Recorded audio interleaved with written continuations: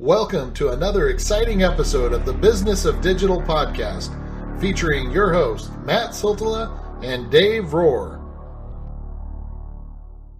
Hey everybody, I appreciate you joining Dave and I on another edition of the Business of Digital podcast. Hello Dave, how's it going, bud? It is good. It is not snowing today, but it is also not. Now I'm going to guess 92, maybe 84 where you're at somewhere. It's going to really be a high of weather. 82 today, so it's going to be a very pleasant day today for us, unusually.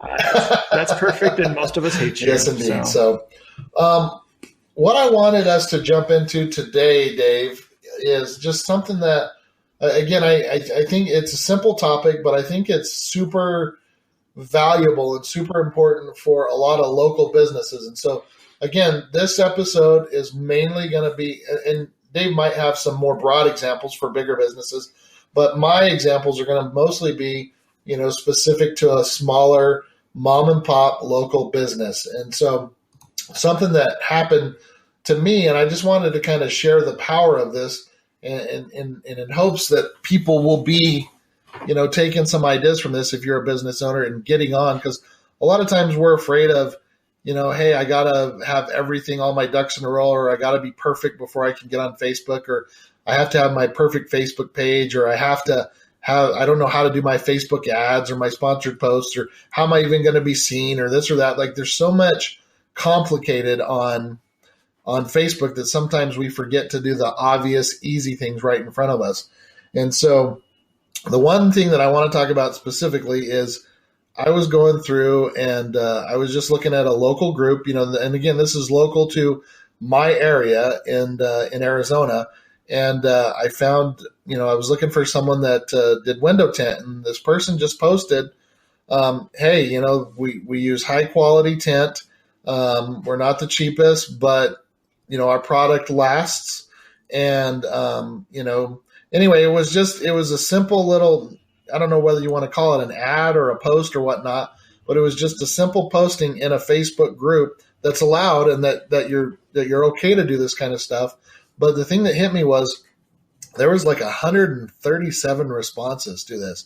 And again, I live in Arizona, and so window tinting, it's a good topic or a good business to be in, but it just hit me because it was only been out for like a day or so, and all of the comments on it were like, "Hey, how much for give me a quote for a truck, or give me a quote for an SUV, or give me a quote for this or that, or whatever specific car." And she was going through and she was answering every single one of them individually, and like, PM me your details, PM me your details.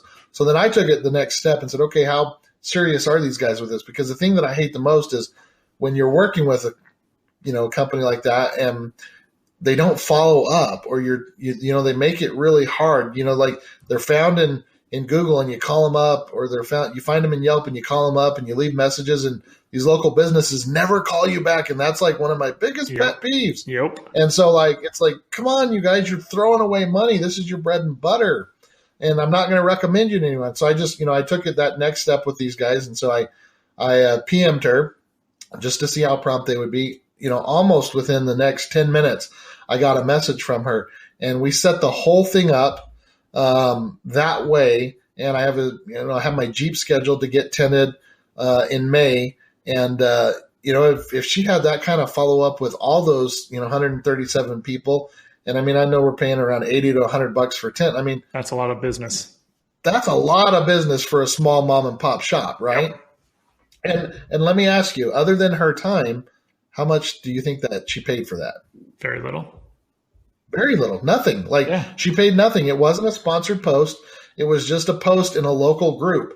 And so my recommendation, and again, what I wanted to talk about, Dave, and the reason I'm sharing this story is because find those local groups. It's very easy to search. Again, you live in the Chicago area. I don't know if you want to say specific names or whatnot of towns, but just do those specific searches for those specific areas where you're at, like buy and sell or trade or whatever it might be, but just look for those local groups in your areas. It's almost like, and again, I don't want to say, hey, Craigslist, but a lot of what I do on Facebook with groups has replaced anything that I do with scary Craigslist anymore. And so those were just some of my initial thoughts, Dave. I don't know if you have anything to add or additional thoughts or any kind of examples to go along with that. But I just thought that was powerful. And anyone that's listening that has a small business needs to be on Facebook groups and needs to be sharing their information. Again, I'm not saying go and spam those groups every single day, but when people are asking, hey, I'm looking for whatever, you need to be there. You need to be answering that. You need to be on those groups. And that's my point. Yeah, I'm in a really large number of groups, but some of them I check on every so often. Some of them I'm probably in a lot more often than others. And just recently I kind of cleaned out some of them. But like a lot of conferences now have groups, and those groups go on and on and on forever. Oh, yeah. So, and there's some of them are private, a lot of them are closed, and but one of the conference I just spoke at down in St. Louis, there's a group, and it's one time a year, and there's only a couple hundred people. Where was it? Let me see how many people are in it right now. There are, where is it? Where's the number? Just under 500 people, but there's one person posting every day or two. And it's always a question regarding either going back to the conference people or a question that other people in the group jump in on. And right before the conference, someone asked about, they were going to the conference by themselves. They didn't know how to meet someone. A couple people dropped in links to articles they'd written and said, hey, this is how, if you're an introvert, this is how you go network. I dropped in a link to one of our podcasts that said, hey, if you want to go and talk to a speaker, you do this. We have, there's a PubCon group. I've dropped that link in there for people that were saying, I don't know what to expect about PubCon. I'm going for my first time in Vegas. I've dropped that link in there. But then there's also other ones that I just kind of watch and listen and look every so often, and I, build it up. But if you're curious about anything that we ever talk about or anything about digital marketing, there's going to be a group about it. So if you ever have questions, there's dumb SEO questions. I'm in 2 groups about Facebook ads. I'm in one for social media managers. I'm in one or 2 for AdWords that I can see in my list right now. I'm in one for couple private groups, public groups, ones that they just make you answer really basic questions and you can get into. I mean, a couple growth marketing and all sorts of these. And honestly, sorry, go ahead. Oh, go ahead. I was going to say, no, go ahead. I look at some of them once a week, some of them once a month, some of them only if I have a problem. But instead of just going to Google or going to, Bing and Google and Facebook, FAQs, or harassing one of my friends who does it on 24 hours a day, I can go in there and I can look through the questions, or, I can kind of dig around. You can search the groups. Yeah. Well, in the talking of all this, it got me thinking about the important part of it is, to me, again, going back to the local mom and pop business, because a lot of times they're trying to decide, how they should spend their time and their resources on. And so, with what you were saying and how you're like, hey, we dropped a link to business, or I dropped a link to Business of Digital to answer a question. And it got me thinking of the importance of, okay, so let's say we have all these mom and pop places. They need to have a Facebook presence. They need to have that page. And I'm talking a business page that's not their personal Facebook page that has all their high school buddies and stuff on it, but an actual business page, because it makes it easier for people like you and me, Dave, when we're recommending their services, for us to just type in their business name and have it pop up, and then people can go and get all the information from there. And so just a kind of a quick plug to anyone that's trying to decide, should I even be on Facebook or should I even have a business page? That right there alone, just to make it easier for people to recommend you, you absolutely should do that, because it takes me back to another example that I have, Dave, with there's and I've talked about them before, but they do such a fabulous job. But there's a garbage like a junk removal guy, and it's not like a city service or a community. It's like just his own separate business, like a 1-800 junk removal type business. He's just not quite that big, but he's in the local area and he's on Facebook. And the people all the time on my community, it's not a huge community. There's like 350 people in it. But, someone got up the other day and was like, hey, I'm looking for someone that will remove this. There seems to be nobody that wants to remove it. And I was like, hey, I know a guy. He'll freaking remove anything. Yeah. Like, he really will remove anything. And so I very easy dropped a link to his business. They set up a time. And then guess what? Someone else saw that post and was like, oh, hey, I didn't know that this kind of service existed. I'm going to call him up. And then there was a couple more people that on this thread, hey, I'm going to call him up. I need this removed. I'm going to call him up. So by the end of the day, I had this friend of mine call me and be like, what did you do? Like, what did you say? He's like, I owe you a free haul away or something because, you got me, I think it ended up being like a $900 day for him just with hauling stuff away. And so, again, this is all from Facebook. This is just from him being on there, me being able to refer, and then him following up, I guess, is the other good part to point out is if you're on these networks, pay attention to them. Like if someone's answering you questions, they want to know, like you have the potential, like the one of them was like a $500 trip because they were hauling away granite. And that's good money. That's real good money to be thrown away if you're not like on top of that right away. Yep. Does that make sense?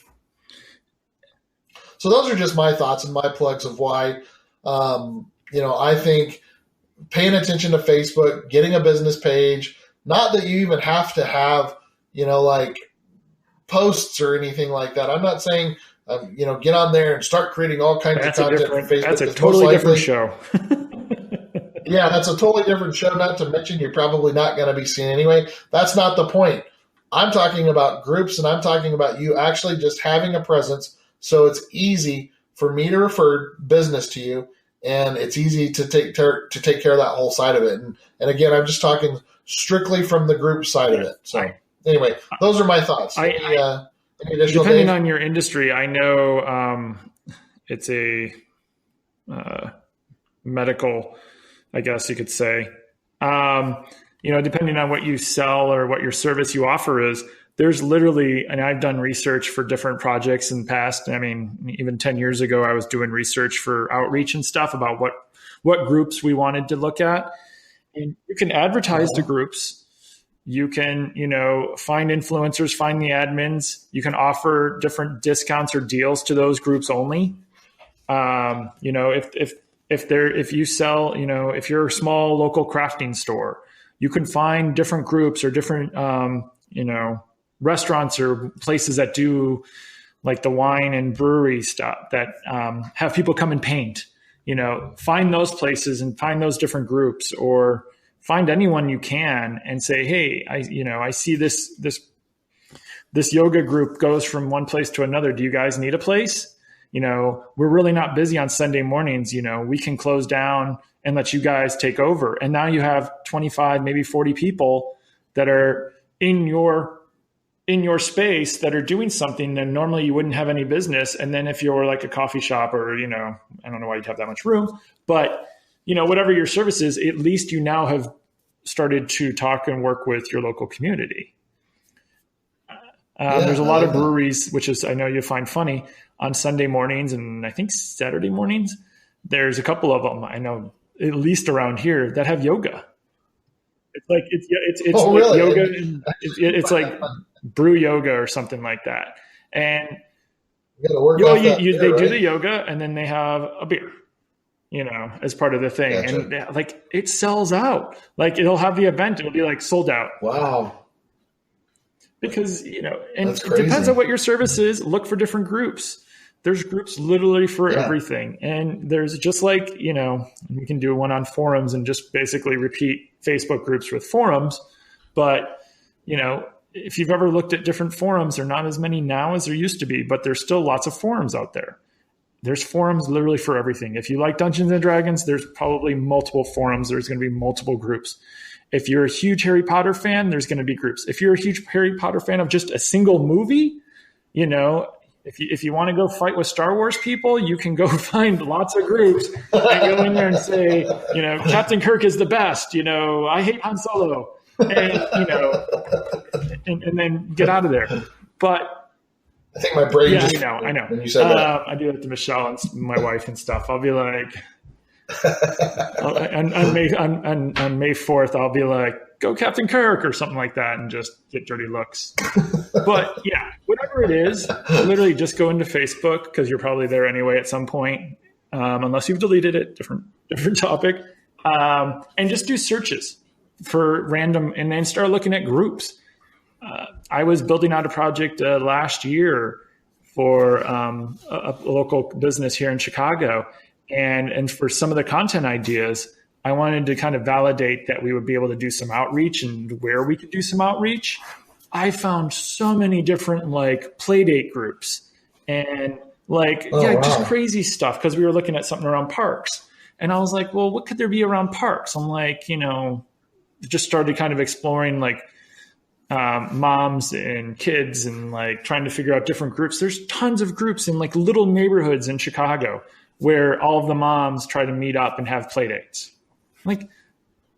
That's, Chick-fil-A? Oh, no, that's it was just 50 people to 100 people. But then when you start to look at, wherever you are, if you're in LA or if you're in a small town, if you have a couple small towns around you, start doing searches for those small towns, and maybe each one has a small group. And if there isn't, start one.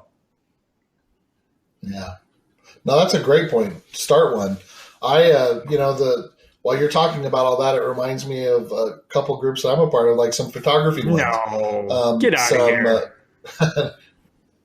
That's like you telling me you're a part of some, pub groups or beer groups, but only one. No, but this is the funny thing is there's a lens that I was eyeing forever, and it's like a $2,500 lens, but I joined this photography swip swap type group. And there's people that are like, I bought this lens and I used it a couple times, rarely used it, and I just want to get rid of it, but I want to get something for it, and $1,500. So I'm like, oh crap, that's $1,000 off this. And so you could find stuff like that all the time. And so again, our purpose in sharing all this with you, hopefully get you excited about being a part of this in these groups. But there's so much potential for small business owners with Facebook groups, and it's cheap. You never have people coming up and asking you how they can market for free or cheap, do you, Dave? You never have anyone asking you for hints on, I have all the budget in the world, and I want to give you all the budget in the world to be able to do this. I'm trying to think of if I've ever asked in a conference who has enough budget, and I don't think I've ever seen someone raise their hand ever. Exactly. So. All right. Well, there you go. So, again, just I guess the key takeaways here would be at least make sure you're on Facebook and you have that business page. So if people want to refer you or link to you, they can very easily. And then make sure that you're monitoring those groups and that you're a part of those groups, and that you could put that out there and realize, you can actually put your little classifieds or whatever you want, in the form of posts, but just, do it smart. Don't do it one time every hour upon every hour of the day. You're going to get banned from those kind of groups, but I run a group. It's a local community group. There's about 350, and I'm okay if someone comes on and even posts something once a week for their business. I generally don't shut them down. It's just when they get in and they start doing it every single day or multiple times a day that I get really irritated, and I kind of send them a warning. But I think, just pay attention to that kind of stuff. And those are my read the rules, thoughts. Participate, maybe I'm on Reddit once or twice a week ish, maybe once a week. I probably posted once or twice in my life. I just kind of read, I don't really post a lot. Do the same thing, poke around, read the rules, see what people are talking about, see if it's a ghost town, see if it's always just the same people, spamming and jamming and dropping their links in. And that's literally all people are doing. Delete it, move on. Don't waste your time even monitoring that one. But if there's an active group that people actually boot people out, that's actually a better group. If they are going to boot you out for spamming or just being too marketing heavy, you actually want to be in that group because that means people are actually engaging with it, and the likelihood that they're going to see your post is much, much higher. So I would rather see that. Well, that's that. Oh, totally. And that's where I think a lot of people go wrong. They think I need to be in a group with thousands and thousands and hundreds of thousands of people. No, like, dude, the little groups that I'm a part of, like the 350, just my community. Like, this is where I'm telling people that it's golden. Like, just my community, the 350 people that are a part of this group, I can sell my stuff easier in this group than I can any day on trying to sell it on Craigslist or eBay or anywhere else. Like, I posted on this group, and I guarantee you within like minutes, if not within a half an hour or an hour, I have whatever it is that I'm trying to get rid of, sold, given away, found what I needed, anything. And it's just a little group of just 350 people in my area. And let me tell you, it's so much nicer to just go a couple streets over than 40 minutes over North Phoenix or something. So, all right, guys. Well, hopefully you guys understand the importance of Facebook groups and why I wanted to dive into this. And so for Dave Rohr with Northside Metrics, I'm Matt Siltala with Avalanche Media. Wishing you guys a happy day, and we'll catch you on another one of these Business of Digital podcasts. Thanks, guys. Bye.